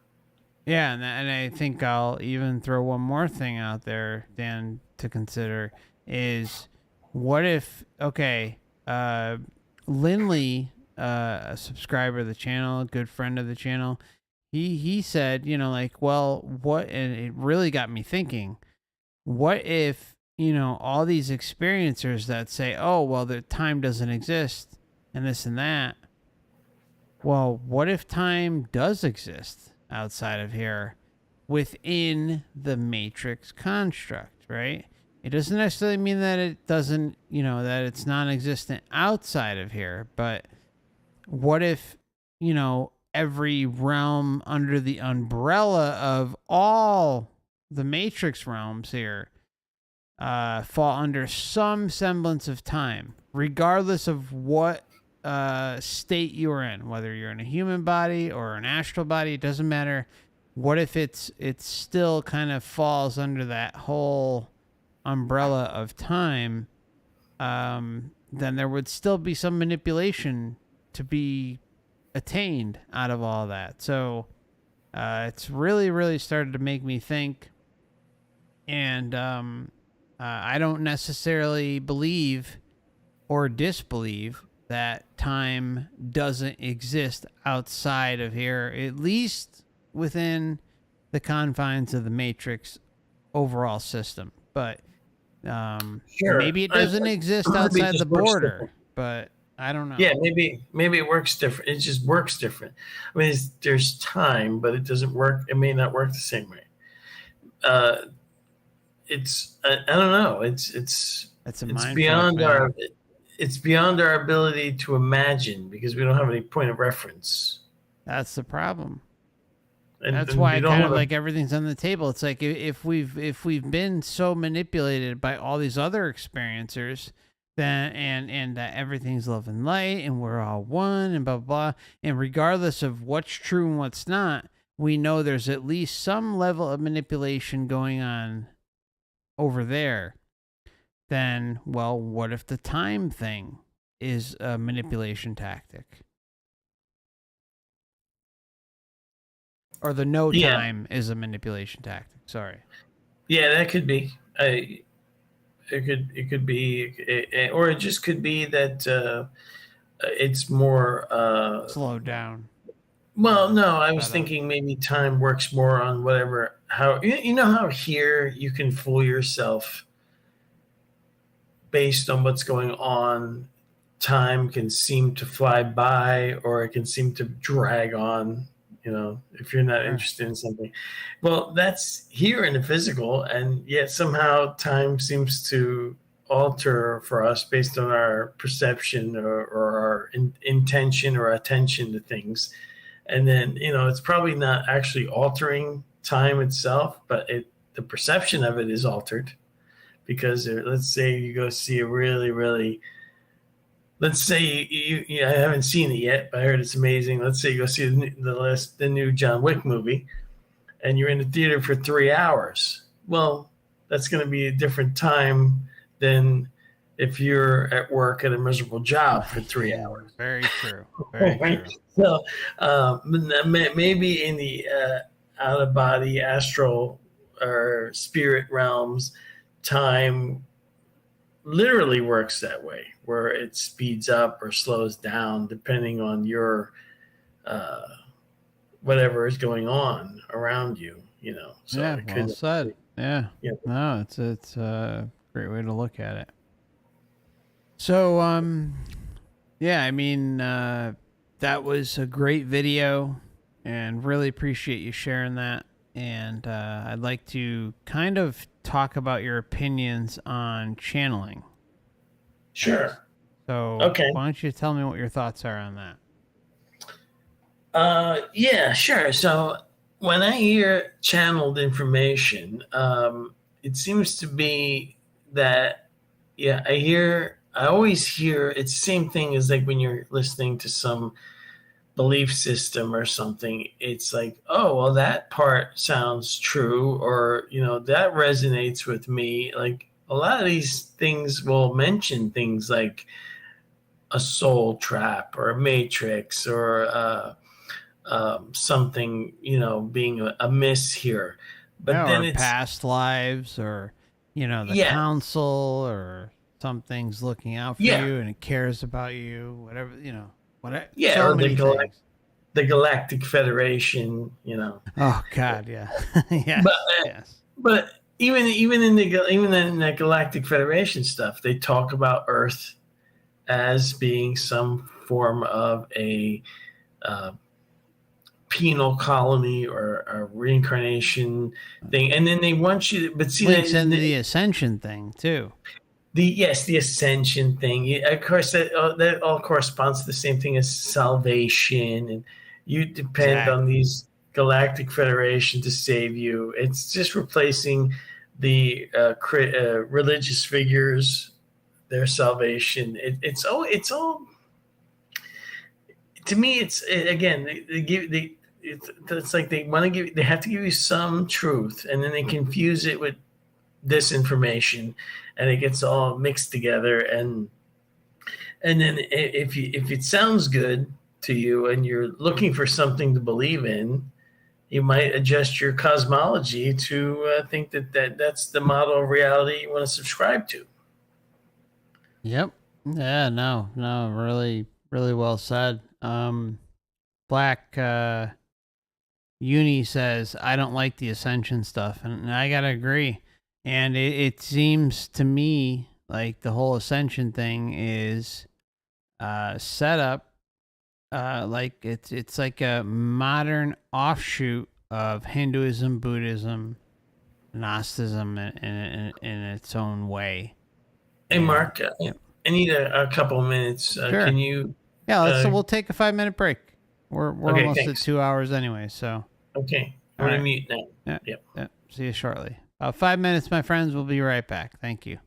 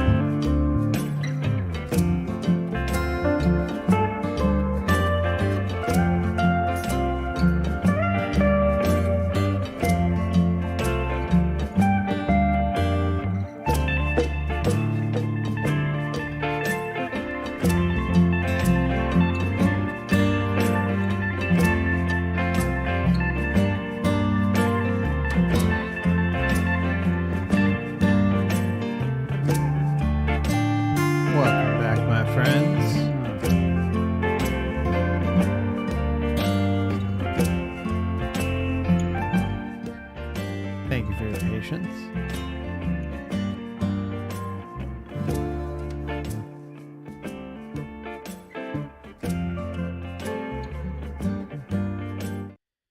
Okay. Danny, still with us? Are you away at the moment? Yeah, I just got back. Okay. You all right, or you need some more time? I can continue. Up to you. No, I'm good. I'm good. Okay.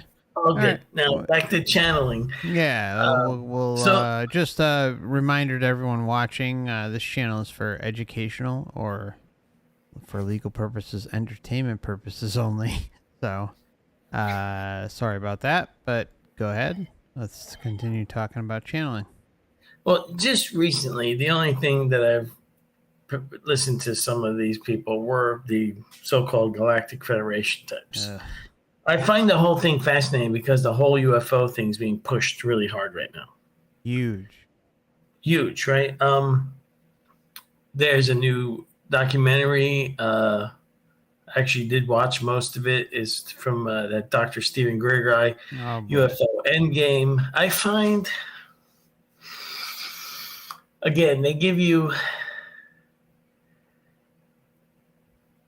it's like that show Ancient Aliens. You say like 40% of what they're telling you, or sometimes 50%, is some legitimate information. The other 50% is skewed or off. No, and there was, Greer.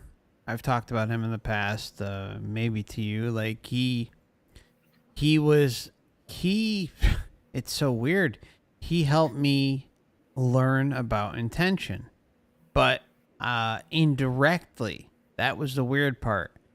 He talked about, he called them the CE5 protocols, and where you could kind of interact with the sky and orbs and anomalous activity, and really make some incredible connections with things in the sky or on the ground.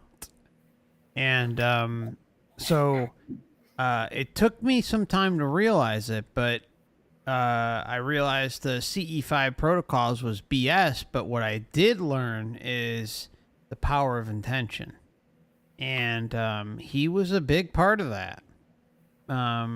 So, he granted, yes, a lot of everyone here, including me, will crap on him, but at the same time, he had a very, very big hand in my journey. Kind of embarrassed to admit it, but hey, it did the job at the time, and made me realize over the course of a few years just how powerful we all are. So yeah, but yes. I mean, really, everything related to the CE5 protocols is complete BS. Everything is intention. Everything is intention. So you don't need Greer or me or anyone else to say anything. All you need to know is that your intention is powerful, and if you want to interact with or work on summoning with anomalies and orbs and, or lack of a better term, UFOs and on the ground or in the sky, every single person can do it. It's just a matter of being patient and realizing that everything comes down to intention. That's kind of where I'll leave that one. Yeah, no, I actually believe, yes, true. It's as simple as the placebo and the nocebo effect. Mm-hmm. That is literally just intention. And sometimes it runs amok because, like, you can, I know that I have several nocebo effects. I have made myself feel terrible through my own intention. And a lot of it has to do with, again, you have mental things from the past that, come up. And there's certain things like, like stomach issues, other things that I have that I think I'm producing myself, just, the placebo effect, when you make yourself feel better, of course, it's all intention. I think actually it's another part of the diabolical design here is there's that one Star Trek original series episode where the aliens trapped them in a replica of the OK Corral. I don't know if you remember that one. It's a good one. Yes. Okay, that whole episode is about intention and belief and how it affects reality. And the thing is that the thing is that the stuff that's like you did that whole great episode talking about from all the sabotage that our consciousness goes through in the human body, the whole hypnagogic state from 0 to when you're born to about 7 years old, all the stuff that the intentional division in the consciousness while it's in the human body, where a big bulk of it is basically kind of sleepwalking, and they call that the subconscious. And this part of you is the source of not only most of the sabotage, but I think what keeps us from exerting intention. I think everything here, if you could truly believe, not believe, but actually know that you can alter everything around you, the matter, everything. You could change anything you wanted into anything else. Agreed. The material world here is locked down in a way where but the intention has to be powerful. It has to be unrelenting, but it can happen. Yeah, we're possibly so powerful that even though they've done an excellent job of suppressing that part, it still manifests itself. Yep. That's why magic works. That's why prayer works. All of this is just a people or group's intention or an individual's intention, and it just influences reality. Yeah, that's why the power of Jesus works. We can all sit here and laugh up a storm and how ridiculous it sounds, but there are individuals out there who connect with this Matrix Jesus, and it delivers. And it's almost always in someone's time of need. Like, you have to be on the ropes. Really on the ropes.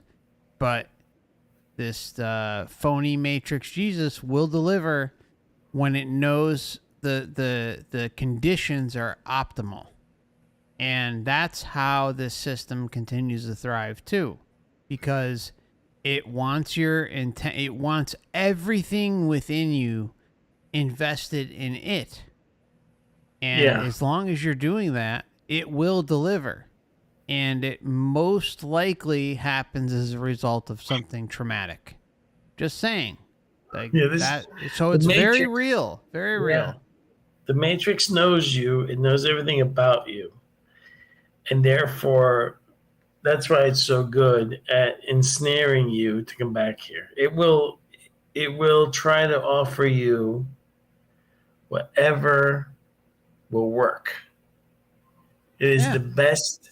This place, if it's like an AI, it mimics the greatest con artist ever to have existed. Okay. Well said, man. And it wants return customers or customers get back in line, because we know from a lot of these astral projections. By the way, not that I want to mention his channel or give him any credit right now. Remember the guy that you reviewed at astral projected and was helping? Oh, yes. Yeah, I know who you're talking about. Yeah. I have not listened to some of his newer videos, but I did catch some of the titles lately. Have you seen some of the titles? Not recently, but, it seems like talking about he contradicts himself big time. Let's just put Yes, it that but way. Matrix titles, Reincarnation, Soul Trap titles, Loosh Farm titles. He probably got a lot of feedback. I mean, maybe. I haven't listened. Destroyed him in that one video. I don't know what the content is because I haven't listened yet, but I thought that was interesting. I'm like, well, they laid $1 short. Thanks for helping coerce that poor bastard back there. So terrible. Terrible. Oh, anyway, God, what he did to that guy. Yeah. As if the daughter would ever know that it was him. It's just so terrible. So messed up. It was very terrible. Yeah. But a lot of this channel stuff lately, especially this okay, so there's one Galactic Federation channel thing I was listening to the other day. So, oh no, it was the one, that I sent you the link. I don't know if that was channeled or I guess it must have been channeled. I'm not 100% sure, but yeah, that one they tagged us all in it. I'm gonna do a response video on that one. There's no doubt. There's a bunch of them out there. She's one of many. They do, a lot of them say similar things. So a lot of them give out this thing now where we've been supposedly, we were imprisoned, but now it's shut down. It's shut down now. Now we've been rescued. I don't feel just rescued. Just trust me. Do you feel rescued? I feel rescued, Dan. How dare you imply that I don't feel rescued? Well, I mean, we rescued ourselves, but we didn't. No, I feel rescued by the light. Oh, by the light, by the Galactic Federation. Man, the Galactic Federation, yes. They all because basically what I have to say about channeling is it delivers the same kind of this very clever messaging that humans respond to. We respond to it because we have a condition called cognitive dissonance and savior programming. Yes, savior programming and cognitive dissonance. This is why the Q stuff gets picked up by so many people, which is essentially the same as the Jesus formula. Yeah. I don't know if everybody noticed same that. Playbook. Same playbook. The Galactic Federation formula is the same as the it's all this savior thing. And I would hate to think that I cannot get my head around this. If there were more advanced beings out there in our Matrix universe here, in the holographic universe, that they would still have governments. Thank you. That would be truly depressing. That they have not figured out to just live in voluntary cooperation with the simple rule that don't initiate violence. If you initiate violence, violence can be returned to you in self-defense, and otherwise you just, everybody just cooperate. Well said, man. That's all. The simple natural law of things. You telling me that there's an actual federation? That means that there's a gigantic galactic government out there. What do they collect taxes? Oh my God! Please no, please no. What are you gonna do? Pay taxes? Oh yeah, good, great points, man. Yeah, the whole channeling thing. I've talked about it a few times on the channel, but I think in general, channeling should be completely avoided. There's something I've noticed, and again, everyone has to use their own discernment and see how they feel about it. But I found overall channeling is just infested with hucksters. Okay. Tomorrow I could, use one of my backup channels or create a new channel, and because of the knowledge that I have and that many of us have, in things like NDEs and pre-birth memories and life between lives. You can kind of package all of this stuff together and say, oh, well, I'm channeling all this information and it's going to sound right. That's the problem with all of this. It's like, we obviously there's always going to be individuals out there that will try to take anyone for a ride for a buck. And they exist in the NDE community. I really don't say their names all that often, but there's a number of them out there. Not a lot, but there's a number that are fairly easy to spot. But it's like anything in life. There are always going to be scammers. There's always going to be hucksters out there trying to pull a fast one over all of us. And it's no different with the channeling community. And channeling, in my opinion, is even worse because even if you do have someone who's authentic and real and bringing back, for lack of a better word, valuable information, the community in and of itself has tarnished that. It's very, very easy to make things sound right in channeling because other topics that kind of launch off of the channeling topic link together, especially in the New Age community. So for me personally, I avoid channeled material. I think there's only one video I've talked about that related to a channeler. His name's Robert Schwartz. And, but he was involved with a few segments in that specific video, along with some other individuals. And what's interesting about Robert Schwartz is anyone who's familiar with him, find a picture of him smiling. Find a video of him smiling. I have only found one video. I'm sorry, one picture of him smiling, and that's on his books. One of his books. I would ask any of you, it's like, find a video, find a picture of him smiling. They don't exist. And this is someone, so he's a big spiritual name out there. And what's interesting is the video that I did cover, and I'm, don't quote me on this entire thing, but it went something like this. I told you this one, Dan. Okay, so he goes, this is just subconscious truth bomb coming across in everything that's holy.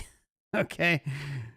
He says, oh, well, the homeless and AIDS patients, we look at them as losers. That's what he said. And, went on to explain how, that's how society supposedly looks at the homeless and AIDS patients. Wow. Yeah, I mean, it's incredible. And this is supposed to be some spiritual guru, nice guy who is just trying to help humanity. And, yeah, I mean, it was a subconscious thing that came out of him. And it's an older video, probably 2, 3, 4 years old, something like that. But the homeless, the way I see it, it's sad. The homeless and people who are just anybody who has a terrible life. Anybody has a terrible life. The way that I think this system works is they got to fill in the slots, right? And they need a lot of chaos and suffering down here to make the loosh. Yep. Okay. And we know that especially naive spirits that especially have never been human before are out there, and they find Earth and they're clamoring to get in here. And you got that entry director there at the gateway. And I believe that, the way it's presented, and even in like the Tibetan Book of the Dead and other reincarnation resources from Eastern philosophies, they try to tell you if you are going to be reincarnated, you need to take your time and choose wisely, right? You've heard that before from the Eastern philosophies. Oh, yeah. Yep. And I think the reason is for that is because if you don't, they will just shoot you down here to the whatever slots they need to fill in. I think the way, in looking at the totality of the information and trying to come up with an actual explanation for suffering and evil in this world, is that people souls got incarnated into really, really bad situations because they didn't fully understand what they were getting themselves into, and they get shot down here and just fill in random slots. Exactly. And then they're in a world of trouble, and maybe next time they'll get a better life. But the actual Carrot in the stick, right? Yeah, the actual answer is to just exit out of here. It's just like the movie War Games. The only way to win is not to play. Yep. Yeah. But speaking about playing, because I have to go soon, I just wanted to talk a little bit about video games. Sure. You turned me on to that Cyberpunk 2077. That's a great video game, by the way. Yeah. And it's getting an upgrade for PlayStation 5 soon, I think. But recently, I started off gaming in the modern era. I used to game in the 80s and 90s. Atari, you remember that? Asteroids? Oh, of course. That kind of stuff. But in the modern era, somebody made the mistake at Christmas to buy me a gaming console, and they gave me Call of Duty. And that was back in like 2009, 2010. So it was like it was like Modern Warfare 2 and the first Black Ops. And I got hooked on Call of Duty. It was very quick. You can do rounds in like 10 minutes or for 10, 15 minutes. It's super exciting. But the entire gaming industry today has turned into like some new level of trash. I cannot play these games anymore, and because they suck so bad. The new Call of Duty, the new Modern Warfare 2 is so horrible. It's not even playable. It's losing its player base. And to me, a lot of this stuff is done on purpose, just like the entertainment industry, the trash that they've turned our classic sci-fi into. It's really heartbreaking, but I found a game that was actually from 2015 and then a second version in 2020, which is called Rebel Galaxy. And I just wanted to tell people out there about it because I never actually knew they even made a sequel to this game. I played the first one, and when I got like irritated with Call of Duty, I would play the first one. But it is a what actual system fun did the game. First one come out for? The first one is like a 2D. It's supposed to be a space kind of open world, but it's simplified. It's not annoying. Like I actually have to learn how to fly an actual spacecraft or an airplane, or I don't have to learn all this. It's more like an arcade type game, but yet it's open world.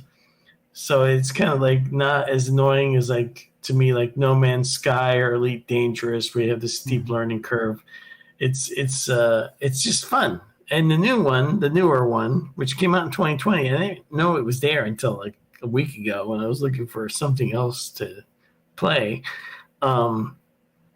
Is just like it's not stressful. It's called Rebel Galaxy Outlaw, and you can play it at your leisure.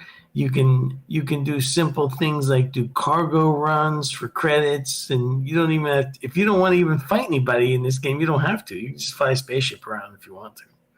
Go visit the bars at the space stations that you docked. It's just fun. I just wanted to let people know about it because I didn't even know it existed. I didn't even know they made a sequel to the first Rebel Galaxy, which was a really fun game, and they made the second one even more fun. So I just wanted to let people know about that. But I cannot believe the absolute trash that some of these top level. Have you heard of some of the controversy going on with the new Modern Warfare 2, Mark? No, but I was aware of what was going on with the whole Harry Potter thing. Sorry, I was muted there for a second.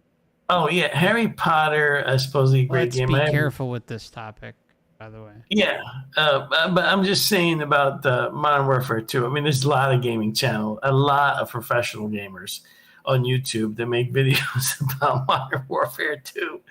It has become, it's just a sweat fest. There is no fun in the game anymore. Yeah, I mean, I remember playing it for modern. I remember playing the first Call of Duty, the first few Calls of Duties on, I think it might have been Xbox 360 and then Xbox One. I mean, great games. I mean, but I was really young too. You know? They were. What's bizarre is supposedly, and there's been people that have suggested that this game is so bad that they think an AI made it. There's no actual human beings involved. I would believe it. That's not even out of the realm of possibility. Because it doesn't seem like there's any genuine thinking going on. Anyway, the newest one is so it's unfathomable. Supposedly there were 3,000 developers involved, 3 major gaming companies, 3 years of development time. Mm-hmm. When the bad thing about, like, here's the difference. When you buy Rebel Galaxy Outlaw on the PlayStation, it's $29. When you pay for that game, there are no microtransactions. The in-game money is earned by doing things in-game, and then you can buy better ships, better stuff, equipment, etc. That's blasphemy these days. Yeah, it is. But yeah, that's a 2020 game. That's not that old. When you buy, I spent. Yeah, but but there's no microtransactions involved. You're saying, right? No, nothing. No, it's so just you that's buy, a good buy thing. the That's game. Surprising. Yeah, you buy the game, and when you get into the game, everything's in the game. You don't have to work. You don't have to buy anything else. You can buy stuff in game for money you make in game by playing the game. In Call of Duty, I spent, you can spend $70 or $100. Actually, being a fan of the franchise, I actually spent, embarrassed to say this, I paid the $100. The game launches. The game launches on launch day. It was actually worse than the beta that I got to test. I didn't even know what it was like. It was like an unfinished alpha game. It was like in an alpha state. It was It was unbelievable. And even after all these months since launch, the game has only gotten worse. I mean, they've added more content, and most of it is recycled content. They haven't actually added much of anything new. What they do add new content, they want an outrageous amount of money to buy in game. Like, if you want to buy a new skin for your avatar you're playing as, $2, like $2-3. $25. What? Try that. $24, $20 for a skin. Yeah, for a skin and a couple of skin guns and stuff. What? Yeah, and then I can't support this, friend. I can't all of it though. It's like, it's not just that. I mean, have you seen some of the new? Yes. Look, The Mandalorian. One of the few. No, the TV show Mandalorian. Star Wars, Disney Star Wars. Okay. The first 2 seasons were pretty good. It was like the only saving grace for Disney Star Wars. I mean, and the Andor show is really good, but a lot of the stuff they make in Star Wars is just utter trash. And then the 3rd season drops, and there's a character I really like, Katie Sackhoff. I really like her. She was Starbuck in the new Battlestar Galactica. She was in Longmire. She played deputy sheriff in that show, and she was even in that reboot attempt of the Bionic Woman back in 2007. And she's a great actress, and and she plays the voice of Bo-Katan, a Mandalorian in the Clone Wars, and they finally brought her to life, and she gets to play the live version in the Mandalorian. But I personally think she should have had her own show. There's so much story there with her character, Bo-Katan, but they've inserted her into this Mandalorian show that's supposed to be about this other guy. And in the third season now, it's like it's her show, and it's like, why don't you just give her own show? I don't understand why am I watching her, which is fine. I mean, I like her character, but I don't understand what any of these companies are doing. It's like they can't even tell stories anymore. They've lost the ability to tell coherent hero stories. Gene Roddenberry's probably rolling over in his grave what they've done to Star Trek. I just wanted to vent a little bit about this. No, please do. Off topic, but no, it's cool. But I wanted to kind of throw this one out there, and anyone who's a gamer and hasn't played it yet, you have to play the game Control. Get the Ultimate Edition. It's been out for years now. You can get the. I mean, I've bought the game twice. I bought it for Xbox when I had Xbox One, and then I bought it for the computer for probably like $10. And even if it's priced at retail at $29.99, I think is the most recent price, it's worth every penny. I'm telling you, that game is just littered with truth bombs. It basically shows how there's an AI in control. Some of you may be familiar with this wacky building in New York City. I can't provide the address right now, but I know it's the old AT&T building. So if you want to search it while we're chatting tonight, check it out. Search AT&T building, New York City. And it is literally almost a replica of the same building, and it talks about how an AI is in control, and basically what happens is you go into the building trying to find your brother who you lost years ago, or suspected was murdered or something along those lines, and you end up becoming the director of basically like the CIA or FBI, and the system chooses who is going to be the director. And meanwhile, like the AI is like chirping in your ear the whole time, and the director position throughout its history has a way of being completely manipulated and subservient to the AI system.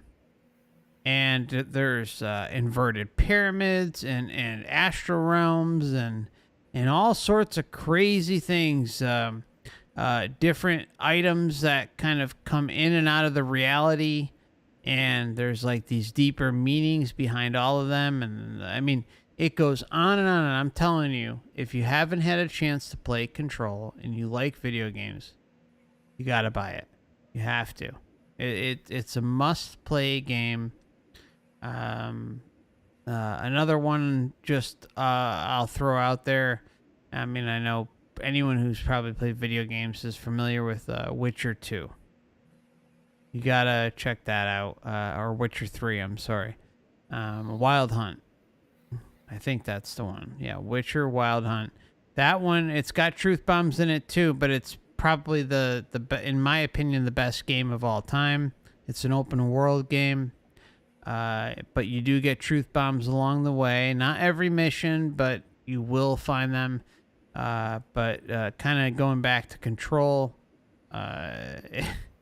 it's just incredible what's out there, and kind of just to pivot about Control, I'm gonna be playing it more on Twitch, so if you're interested in checking out my Twitch account, Truth in Gaming, It's Forever Conscious Research on Twitch as well, and there's a link in the About tab of the channel and the description tab if you're interested in joining. But you know, it's very, very casual. I'm not someone. I mean, I just like to enjoy video games, and I'll do some light commentary along the way. So feel free to swing by and check that out. But if you're a gamer, buy Control. I mean, Dan, have you had a chance to play it yet? No, but I'm going to check it out. Oh, you have to. You have to. It's even if it's $29.99 or $30, whatever the case is, it's worth every penny. Yeah, so I think so is that Rebel Galaxy Outlaw, simply because it's fun. The thing is that, you know, now you mention it, truth in gaming, truth in entertainment. I think for some reason they have removed that from a lot of newer entertainment, newer games. They've 100%. made them empty, and I think that's why subconsciously people are no longer resonating or attracted to it. I think That's a good point. We deep down, even though we've been brainwashed with religions and materialism or whatever else, there's a part of us that knows the truth somewhere buried underneath all that garbage.